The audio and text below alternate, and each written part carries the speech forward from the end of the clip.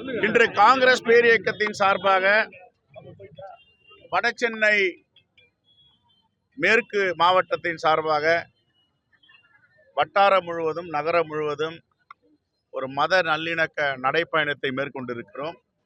தமிழ்நாடு முழுவதும் எல்லா பகுதிகளிலும் மாவட்ட தலைவர்கள், வட்டார தலைவர்கள், நகர தலைவர்கள், கிராம தலைவர்கள், சட்டமன்ற உறுப்பினர்கள், நாடாளுமன்ற உறுப்பினர்கள் அவருடைய கால் படாத இடமே இருக்கக்கூடாது என்ற அடிப்படையில் இந்த நடைப்பயணத்தை பெருந்தலைவர் காமராஜர் பிறந்த நாளில் நாளை கொண்டாடப்படுகின்ற இந்த வேளையில் இன்று இதை தொடங்கி இருக்கிறோம். அக்டோபர் 2ஆம் தேதி மகாத்மா காந்தியடிகளுடைய பிறந்த நாளில் நாங்கள் பாத யாத்திரையை மாநில நிர்வாகிகள் எல்லாம் தொடங்க இருக்கிறோம்.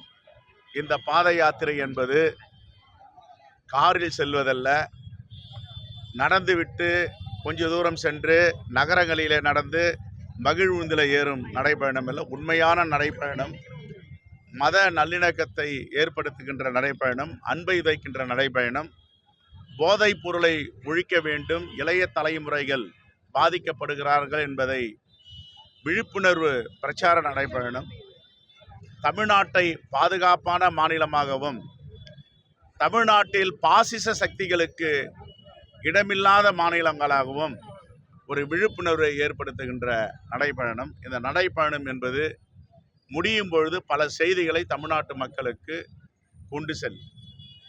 இந்த ஏற்பாடை செய்திருக்கின்ற எங்களுடைய மாவட்ட தலைவர், மாமன்ற உறுப்பினர், அன்பு சகோதரர் டில்லி பாபு அவர்களுக்கு தமிழ்நாடு காங்கிரஸ் கமிட்டியின் தலைமையின் சார்பாக வாழ்த்துக்களையும் பாராட்டுதலையும் தெரிவித்துக் கொள்கிறேன். அதனுடைய தொடர்ச்சி தான் தலைவர் ராகுல் காந்தியுடைய பாத யாத்திரா, பாரத் ஜோடா, பாரத் நயா யாத்திரா, தேசிய ஒற்றுமை நடைபயணத்துடைய ஒரு தொடர்ச்சி மாநிலங்களிலே நடைகிறது. அது தமிழ்நாடு முதல் முறையாக துவங்கி இருக்கிறோம். இந்த நடைப்பயணம் என்பது நேற்றைய தினம் எதிர்க்கட்சியை சார்ந்தவர்கள் எல்லாம் தமிழ்நாட்டில் விக்கிரவாண்டி தேர்தலுடைய அபார வெற்றி, பெருவாரியான வாக்கு வித்தியாசத்தில் பெற்ற வெற்றியை பற்றி ஆளுங்கட்சி மாநிலம், ஆளுகின்ற மாநிலம் இங்கே வெற்றி பெறுவதுதான் எல்லா காலங்களிலும் நடைபெறும் சொன்னார்கள். ஆனால் உத்தரகாண்ட் மாநிலம் பாஜக ஆளுகின்ற மாநிலம், மத்திய பிரதேஷ் பாஜக ஆளுகின்ற மாநிலம், இமாச்சல் பிரதேசத்தில் அரசை கவிழ்க்க வேண்டும் என்பதற்காக எங்களுடைய சட்டமன்ற உறுப்பினர்களை விலைக்கு வாங்கினார்களா, மிரட்டினார்களா? ஆனால் அங்கே ஒரு விபரீதத்தை ஏற்படுத்தினார்கள். அங்கேயும் இமாச்சல் பிரதேச மக்களும் முறியடித்திருக்கிறார்கள். பாசிசத்திற்கும் துரோகத்திற்கும் வேலை இல்லை என்று.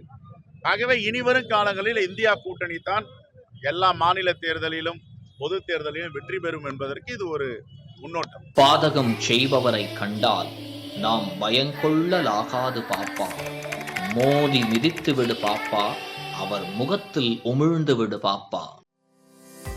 அண்மை செய்திகளை உடனுக்குடன் தெரிந்து கொள்ள இணைந்திருங்கள் இயம்நாடு தொலைக்காட்சியுடன்.